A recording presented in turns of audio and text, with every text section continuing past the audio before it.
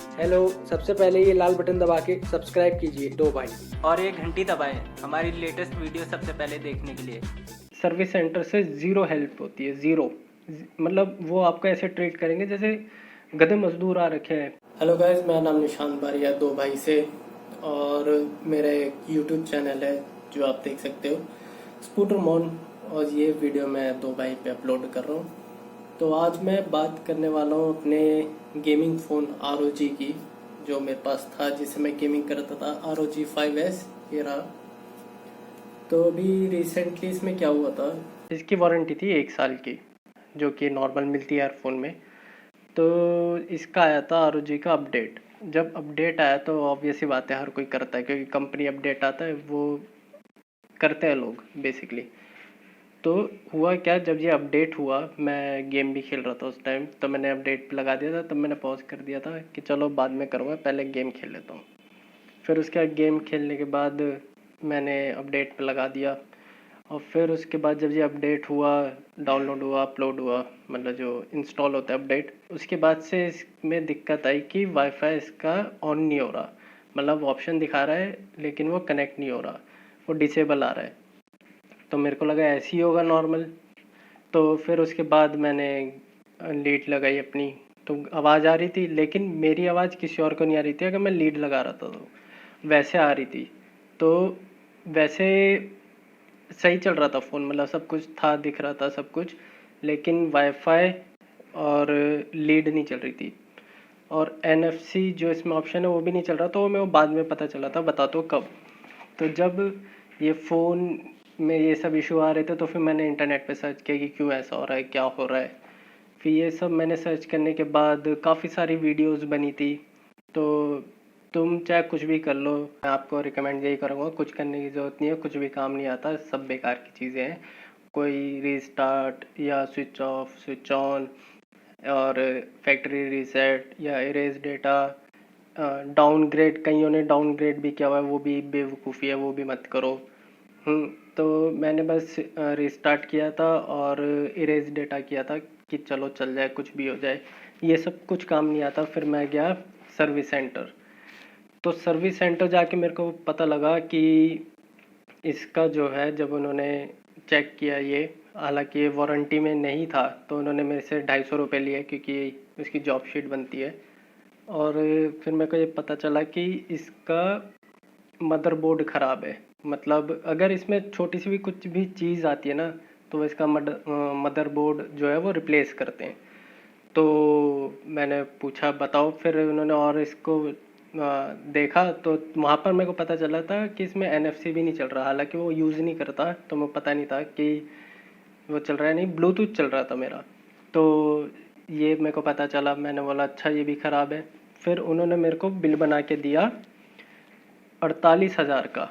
मतलब 48,000 में रिप्लेस होगा इसका, क्या ये मदरबोर्ड। मेरे होश उड़ गए। मैंने सोचा होगा ज़्यादा से ज़्यादा 10-15 हज़ार का या कुछ भी, लेकिन इन्होंने मेरे फ़ोन से ज़्यादा कीमत बता दी कि तुम्हारे मदरबोर्ड की चेंज होएगी। हालांकि मेरा उसमें नहीं था, वारंटी में। और वारंटी ख़त्म हुए हुए मेरे को 1.5 महीने हुए थे। और ये मेरा भी वो नहीं था, मेरी कोई गलती नहीं थी कि मैंने कोई तोड़ा या कुछ इंटरनल डैमेज मेरी तरफ से हुआ कि पानी में गिर गया, ऐसा कुछ। ये कंपनी की तरफ से डिफेक्ट था, जो ये चीज़ मान नहीं रहे थे सर्विस सेंटर वाले। तो ये थे, बंदा आया लूट लो। तो मैं तो, मेरे साथ में भाई भी था, शुभम, आप लोग जानते होंगे, और जो गेम खेलते हैं, जो झल्ला जो है, वो भी मेरे साथ था। तो हमने तो ये सोच लिया था कि अब तो कराना ही नहीं इसको, क्योंकि 48,000 अगर हम इसको देंगे तो बेवकूफ़ी है वो, मतलब बहुत बड़ी बेवकूफ़ी है अगर 48,000 हम इसमें खर्चा करें सिर्फ मदरबोर्ड रिप्लेस करने के। और उसकी भी वो गारंटी ये नहीं दे रहे थे कि ख़राब हो गया नहीं। और एक और चीज़, जब हम वहाँ पर गए तो वहाँ पर थी काफ़ी सारी भीड़, और हमने इसके कस्टमर केयर को भी कॉल करी। सबसे पहले हमने कस्टमर केयर को कॉल करी कि भाई ऐसी ऐसी चीज़ है, बताओ क्या करें, कहाँ है आपका सर्विस सेंटर। हमको नहीं पता था। एक तो इनके सर्विस सेंटर को, इनके कस्टमर केयर को इनका सर्विस सेंटर ही नहीं पता कि कहाँ है। कोई बोल रहा है नेहरू प्लेस, कोई बोल रहा है डिस्ट्रिक्ट सेंटर, जैसे कि मैं दिल्ली से हूँ, और कोई बोल रहा है लाजपत नगर। हालांकि इस मोबाइल का लाजपत नगर पे है।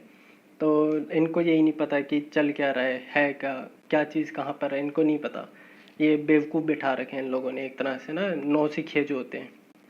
तो उससे मैं परेशान हो गया था कि यार ये तो धक्के खिलवाने वाले काम हो रहे हैं, ये कुछ मदद नहीं कर रहे। फिर उसके बाद इनको कॉल करो, ये कॉल नहीं उठाते, घंटों करते रहो नहीं उठाएंगे। सर्विस सेंटर से ज़ीरो हेल्प होती है, ज़ीरो। मतलब वो आपको ऐसे ट्रीट करेंगे जैसे गधे मजदूर आ रखे हैं, ऐसी कि हमारे पैर पड़ो, हमारे नीचे गिरो, ऐसे हैं वो। हैं वहाँ जाके हम लोग लड़ भी पड़े थे कि मतलब क्या ड्रामा मचा रखा है आप लोगों ने, उधर बंदे भी लड़ रहे हैं, कुछ इनको फ़र्क नहीं पड़ रहा है। इनको बस ये है कि इनसे जॉब शीट बनवाओ जो कि 250 रुपये की है, और लूटो इन लोगों को और सुनाओ, और इनसे सीधे मुंह बात मत करो। इनसे अगर पूछोगे भी ना कि क्या चीज़ है, ये नहीं बताते, बस टोकन नंबर दे देंगे, वेट करते रहो। तो ये सब इशू, मैं हो गया था फ्रस्ट्रेट इन सब चीज़ों से। फिर उसके बाद और 48,000 का इन्होंने वो कोटेशन दे दी थी, जो कि मैं दोबारा से स्क्रीन में दिखा देता हूँ, ये थी। तो हम आ गए घर, हमने सोचा इसको कराएंगे तो सही, फ्री में ही कराएंगे, अब चाहे कुछ भी हो जाए, क्योंकि इसमें हमारी गलती नहीं थी। हालांकि वारंटी पीरियड में नहीं था, लेकिन ये हमारी तरफ से मतलब हमने ना इसको तोड़ा, ना इसमें हमने कुछ किया। बस आपका जो अपडेट आया हमने वो अपडेट किया, उसके बाद से ये हो गया ख़राब। तो ये है मैन्युफैक्चरिंग डिफेक्ट कह सकते हो, जो कंपनी की तरफ से है। और ये हालांकि आसूस वालों को पता है कि अगर ये अपडेट आता है तो इसके बाद ये दिक्कत आती है, क्योंकि उस बंदे ने फ़ोन ऐसे हाथ में यूँ लिया है, और उस बंदे ने बोला था, हमने बस ये बताया वाईफाई नहीं चल रहा, उसने बिना कुछ चेक करे बोल दिया कि आपका मदरबोर्ड रिप्लेस होगा। अब उसको कैसे पता है ये, क्योंकि उसके बाद इतनी सारी कंप्लेंट आ रखी है, उसको पता है कि क्या है क्या नहीं है। फिर उसके बाद हम आ गए घर, फिर हमने मेल डाली आसूस जो कंपनी है उसके सभी मेल आईडीज़ जो मैं डिस्क्रिप्शन में शेयर कर दूंगा, उन सबको मैंने मेल डाली लंबी सी बना के कि हमारे साथ ऐसे ऐसे हुआ है, ये मैन्युफैक्चरिंग डिफेक्ट है, ये हमसे इतने रुपए ले रहे हैं स्क्रीनशॉट के साथ, और आपका स्टाफ है वो ऐसे बदतमीजी कर रहा है, जो भी हमारे साथ हुआ वहाँ वो। और ये जो भी मेरे साथ धक्के खाए मैंने, आपके कस्टमर केयर को कॉल की, कोई हेल्प नहीं मिल रही, आप हमारी मदद करो। तो अब उनकी तरफ से, और फिर मैंने उनको ये भी बताया था कि मतलब मैंने गेमिंग के लिए लिया था, यूट्यूब चैनल के लिए, लेकिन मेरे साथ ऐसा हो रहा है। मैं तो ये बोल दूँगा कि कोई भी मत लो आसूस का, मतलब कोई भी प्रोडक्ट मत लो, कि ठीक है मैंने लिया, मैं पछता रहा हूँ, अब मैं इस चीज़ को फेस कर रहा हूँ। मैं नहीं चाहता मेरे सब्सक्राइबर जो भी हैं 1 2 3 4 वो इस चीज़ को फेस करें, क्योंकि मेरे से काफ़ी लोग पूछते थे आसूस लूँ ROG का, सॉरी ROG लूँ आसूस का। तो मैं तब तो अच्छा चलता था, मैं बोलता था भाई बढ़िया चल रहा है, मज़े आ रहे हैं, लेकिन मैं उनको बोलता था ले लो सही है, ऐसी कोई दिक्कत नहीं आ रही। जब से ये दिक्कत आई थी तो फिर मैंने सोचा कि अब मैं क्यों रिकमेंड करूँ, क्यों मैं किसी के पैसे बर्बाद कराऊँ, जब ख़राब हो जाएंगे तो उससे डबल लग रहे हैं।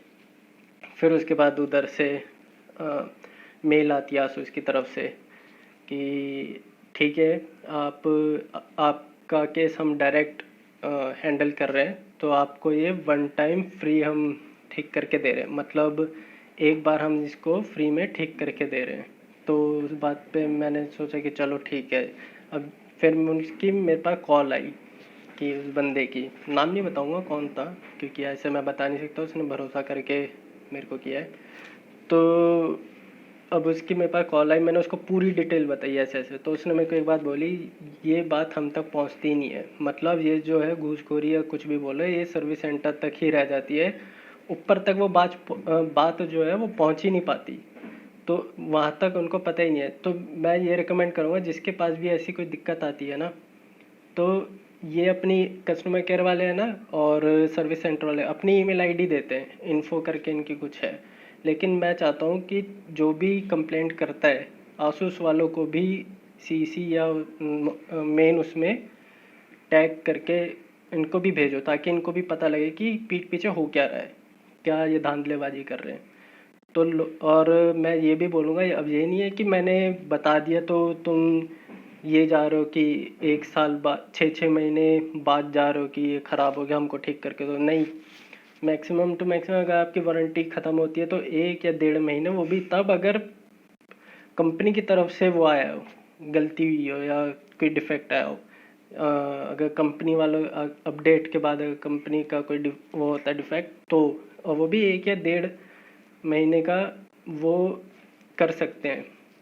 कहीं ये सोच रहे हो कि वारंटी ख़त्म और 6 महीने 3 महीने बाद जा रहे कि आपकी तरफ से ये आया, तो वो बिल्कुल भी नहीं करेंगे, क्योंकि इतना ऑब्वियस सी बात है, वो लंबा खिंच जाता है।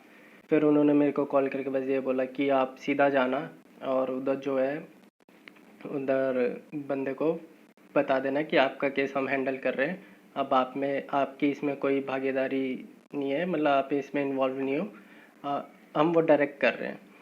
तो फिर हम गए सर्विस सेंटर, तब भी वो बदतमीजी से बात कर रहे हैं कि चलो पीछे आके बैठो, टोकन नंबर ले लो। मैं तो उस टाइम भड़क गया था, मैंने बोल दिया था बाढ़ में गया तुम्हारा टोकन, बाढ़ में गई तुम्हारी सर्विस, मेरी बात चल रही है डायरेक्ट इन बंदे से, और आपको मेल आई होगी मेरे नाम की और उनकी, आप चेक करो बताओ। जब उनको पता चला कि हाँ ये डायरेक्ट बंदा उससे उसके थ्रू आया है, तब वो आए थे सर पे कि सर आप वेट करो हम आते हैं। प्रायोरिटी पे मेरा काम रखा था उन्होंने कि क्योंकि अब पीछे से डंडा पड़ा है, तो अब प्रायोरिटी पे मेरा काम रखा, और जो बंदों का काम हो रहा था 5-5 7-7 दिन में, वो मेरे को वो 2-3 दिन में फ़ोन मतलब कंप्लीट करके दिया। जॉब शीट के भी इस बार पैसे नहीं लिए, क्योंकि बनी थी जॉब शीट, मैंने बोला था, इन्होंने मेरे पैसे भी खा लिए और टेम्पर चढ़ा हुआ था इसके ऊपर, वो भी मेरा टूट गया क्योंकि उतार के देना पड़ता है। तो हालांकि वो तो खैर मेरे को मिले नहीं पैसे, अब मैंने वो मांगे भी नहीं, क्योंकि मेरे को मेन था कि फ़ोन मेरा ठीक हो जाए। फिर उसके बाद फ़ोन ले लिया और फिर उस कंफर्मेशन मेल के लिए वेट करा रहे 1 घंटा। मैंने सीधा उसको कॉल करी जिसके थ्रू मैं आया था कि ये अभी भी ऐसे कर रहे हैं, अब बोल रहे हैं कि 5-7 दिन में हम आपको कंफर्मेशन देंगे। हालांकि मैं वो कॉल पे बोला था कि उसी दिन आपको कंफर्मेशन मिल जाएगी। तो फिर उन्होंने बोला कि इसको फ़ोन दो। उस बंदे ने उसको इतना मतलब सुनाया, इतना करा कि 1 ही दिन में कंफर्मेशन मिल गई, और 2-3 दिन में मेरा फ़ोन ठीक होके अब मेरे हाथों में है। और अब इसमें मैं आपको एक चीज़ दिखाता हूँ। इसका वाईफाई आप देख सकते हो कनेक्टेड है, ब्लर हो रहा है, ये कनेक्टेड है, सब कुछ चल रहा है। और ये तब पॉसिबल हुआ जब आसूस का जो मेन ऑफिस है, मतलब कंपनी है, उस तक बात पहुंची, क्योंकि वहाँ तक बात पहुंची नहीं रही वहाँ तक। ये जो सर्विस सेंटर वाले हैं अपनी चापलूसी या कुछ भी करके अपने तक ही बात कर रहे हैं। मेरे साथ और भी बंदे थे, उनके साथ भी बदसलूकी सी कर रहे थे ये।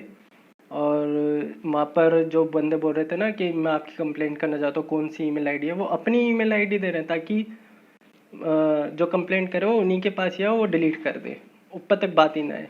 तो मैं यही चाहता हूँ कि अगर आपके पास भी कोई ऐसी जेन्युइन वो दिक्कत, तो आप उनको भी सीसी या मेन मेल पे रखें ताकि उन तक बात पहुँचे, पता चले कि बंदों की प्रॉब्लम क्या है। और सर्विस सेंटर ऐसे हैं, उनको पता ही नहीं कि कहाँ है क्या नहीं है। बंदों को ये भी नहीं पता कि केस क्या चल रहा है क्या नहीं चल रहा।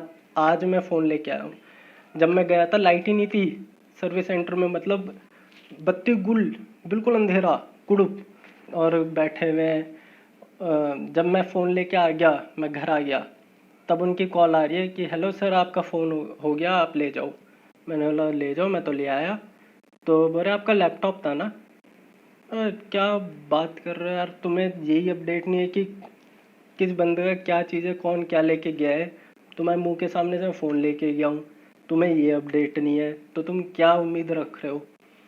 तो यही थी। और बाकी अगर यूट्यूब वीडियोस में अगर आप देख रहे हो कि ये करो वो करो, कुछ फ़ायदा नहीं है, कुछ भी नहीं है। अगर ये ख़राब हो गया तो आपके लगे पैसे अगर महीने बढ़ गए, और अगर आपका वारंटी में है तो अच्छी बात है, आप जल्दी से रिप्लेस करा सकते हो। ये पूरा मदरबोर्ड ही चेंज होगा, और जो ये मदरबोर्ड चेंज करते हैं वो फ़ोन की कीमत से ज़्यादा ही करते हैं। इनका कहना ये होता है कि ये सेपरेट पार्ट आता है तो ये फ़ोन से महंगा आता है, ऐसा इनका कहना है।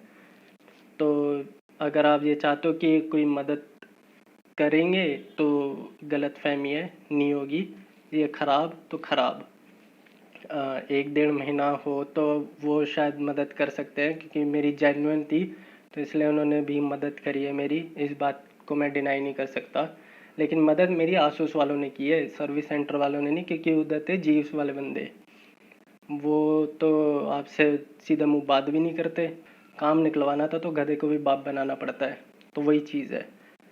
तो मैं नीचे आईडी मेंशन कर दूंगा, आप अगर आपकी जेन्युइन है तो आप कंप्लेंट कर सकते हो। जो भी अभी मैं मेल लिखूंगा इनको कि ठीक है आपने कर दिया, लेकिन ये इधर बदतमीजी से बात करते हैं सब। मैं दोबारा, हालांकि थैंक यू मैं बोलूँगा क्योंकि ये उन्होंने मेरे को करके दिया है, मेरा उसमें नहीं था, क्या बोलते हैं, वारंटी में नहीं था, ख़त्म हो गई थी, लेकिन फिर भी एक थैंक यू नोट तो बनता ही है।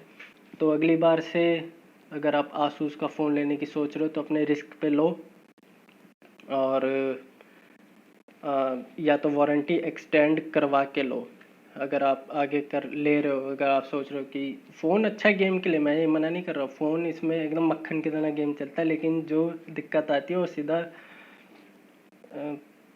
कच्चे फाड़ देगा, ऐसी ऐसी दिक्कत आती है।